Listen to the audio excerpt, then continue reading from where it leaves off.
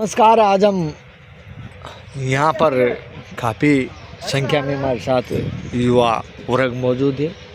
इनसे जनता के चुनाव के बारे में विश्लेषण करते हैं।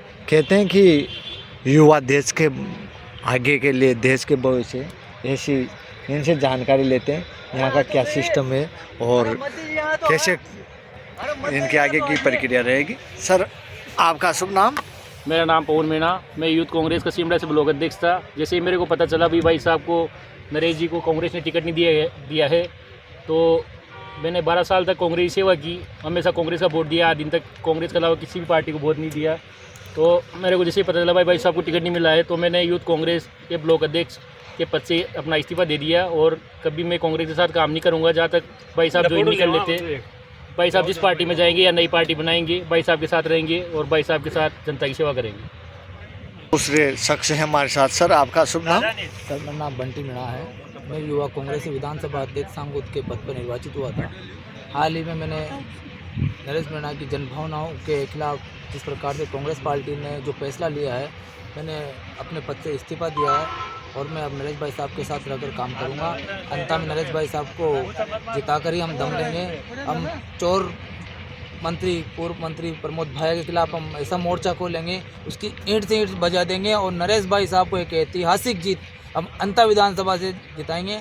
हमारे जो मंत्री थे सम्मान्य भरत सिंह जी कुंदनपुर, जो आप इस दुनिया में नहीं रहे, हम उनके हमेशा उनको आदर्श माना है और हम उनके आदर्शों पे चल के, और नरेश भाई साहब भी हमारे मंत्री जी के आदर्शों पे चल के उनका नाम आगे बढ़ा रहे हैं। और हमेशा मंत्री जी भरत सिंह जी कुंदनपुर ने हमेशा प्रमोद भाई का विरोध किया है, हमेशा अपने खेमे के मुख्यमंत्री अशोक जी गहलोत को बार बार चेताया है। हमने भी भरत सिंह जी के साथ कई बार शिमला में प्रदर्शन किया। एक गाँव है यहाँ का, खान की झोपड़ियाँ, जिससे प्रमोद भाया को इतनी आमदनी प्राप्त होती है शायद ही राजस्थान में किसी एमएलए को और या किसी मंत्री को प्राप्त होती होगी, क्योंकि खान की झोपड़ी एक ऐसा गांव है, वहाँ से खान के मतलब सोना निकलता है और उस सोने को प्रमोद भाया खाता है और उसमें से आधा पैसा आदि को ऊपर को कांग्रेस को बेचता है। शायद ये वही गांव नाव है कि जो मोदी जी ने भी वही गाँव है कि भाया रे भाया खूब खाया, रेती बाटा सारा ही खाया। ये खान की झोपड़ी वही गाँव है सब। धन्यवाद सर।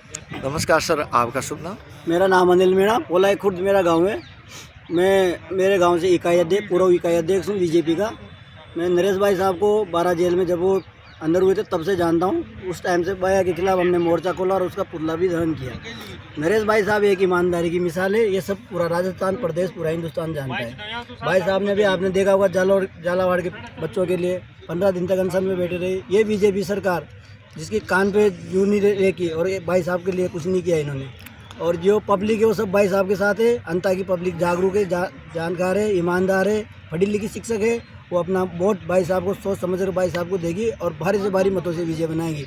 हम सब भाई साहब के साथ कंधे से कंधा मिला के खड़े हैं। और ये भ्रष्ट मंत्री प्रमोद जैन भाया, जिसने पूरी 12 जिले को, पूरी हाड़ौती को एक तरह से भ्रष्टाचार कर दिया है। गाँव में शिक्षा के नाम पे कुछ नहीं है, रोड नहीं है, खड्डे हैं हर जगह। आप देख रहे हो 3 बार एमएलए रहा है, इसने कुछ नहीं किया। पूरा देश, पूरा भारत, पूरा प्रदेश इसके बारे में चोर कह रहा है। बाटा खा गया, रेत खा गया, सब कुछ खा गया। भ्रष्ट सिस्टम है। अभी भी इसकी पैसे की राजनीति, शराब की राजनीति करेगा। कल आपने देखा होगा जैसे उसने नामांकन रैली में बड़े बड़े नेताओं को बुलाया। वो नेता भी हमारे बोर्ड से नेता बने हैं, उनको हमने वोट दिया, इसलिए वो पूर्व मंत्री अशोक गहलोत जी 3 बार मुख्यमंत्री बने।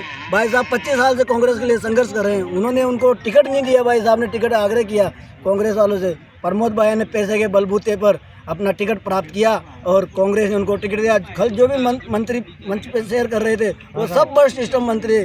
कांग्रेस पूरी बिकी हुई है, यहाँ तक कि केंद्र तक बिकी हुई है। अभी आपने देखा होगा भारत जोड़ो एक यात्रा निकाली थी राहुल गांधी जी ने, उन्होंने आदिवासियों की बात की थी, पर उन्होंने आदिवासियों को कोई टिकट नहीं दिया। आज भी आदिवासी अपने पिछड़े वर्ग के लिए जाके जाए हैं। अभी ये बीजेपी सरकार देखो आप, मोदी जी ने वादे किए थे कि हमारा सरकार आए तो हम अच्छे दिन लाएंगे।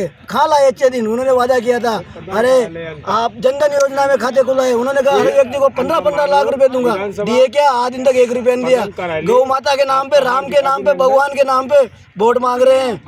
हमने वोट दिया, 11 साल से आज उनकी सरकार है बीजेपी की। सर आमजन तो चर्चा कर रहा है कि अच्छे दिन आगे, चुनाव फिर से आ गए हमारे। हाँ, आ तो गए अच्छे दिन सर। आप बताओ, मोदी जी ने कहा, हाँ। पहले तो उन्होंने 2014 में कहा कि हम जन धन योजना में खाते खोलो 15-15 लाख लाएंगे। हम